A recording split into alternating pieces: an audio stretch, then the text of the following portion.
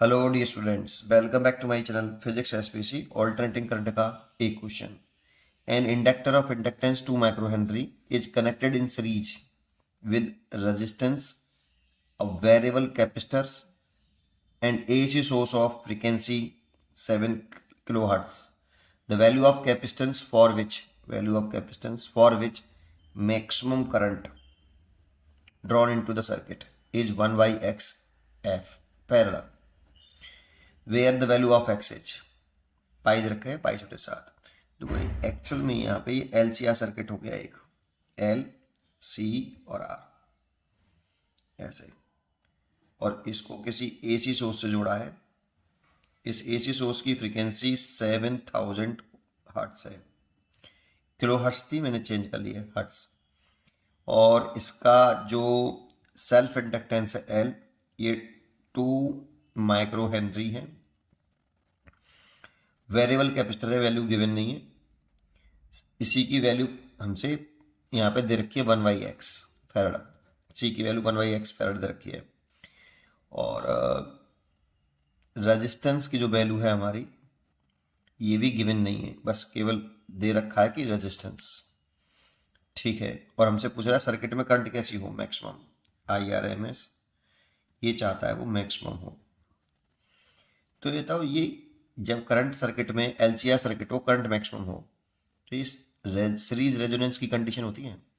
देखिए समझें, IRMS is equal to लिख सकते हैं हम VRMS, ये VRMS लिख लो ओवर जेड।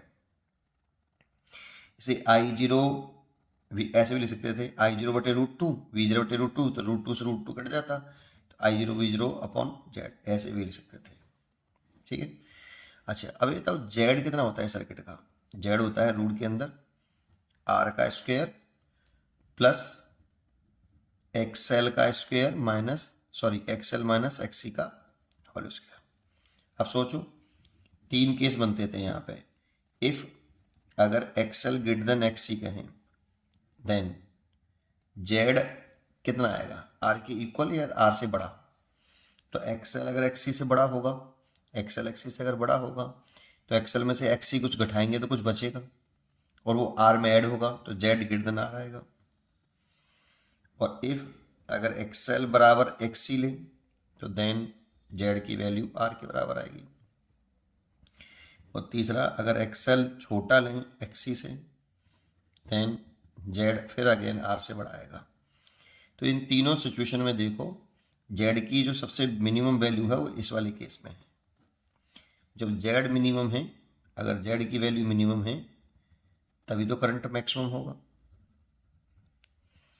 तो इस वाले केस में करंट मैक्सिमम है।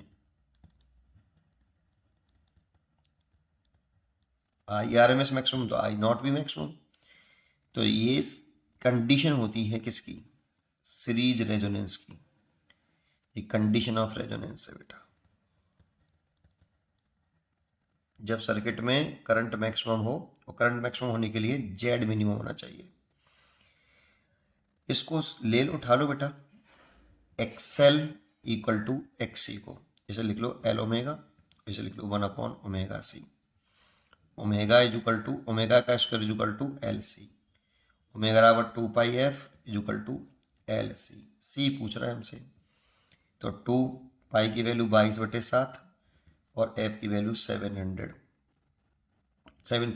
उसका क्या square is equal to 1 upon L into C. C पूछा है, 7 से काट दिया ये, तो ये हो गया 44 इंटू 1000 का square is equal to L into C.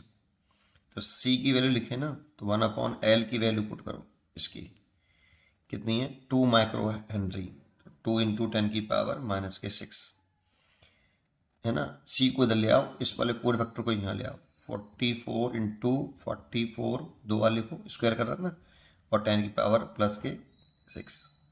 तो देखो इससे तो ये कैंसिल हो गया। सी की वैल्यू हमें क्वेश्चन में गिवन है 1 by X. The value of capacitance इधर रखिए ये पूरी, तो 1 upon X is equal to farad में इधर रखिए, इन दोनों का मल्टीप्लाई कर लो, 44 इंटू 44 16 हो गया, 16 1 17 हो गया, क्रॉस लगा लिया, 16 17 ऐड कर लो 6 3 और 8 1 9 और 1 तो 1936 और 2 का मल्टीप्लाई और करो 2 का मल्टीप्लाई करो तो 12 7 8 और 3 3872 1 बाई एक्स ये 1 बाई इतना है सो एक्स बराबर 3872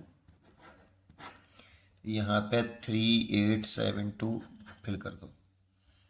पढ़ते रहिए और खुश रहिए।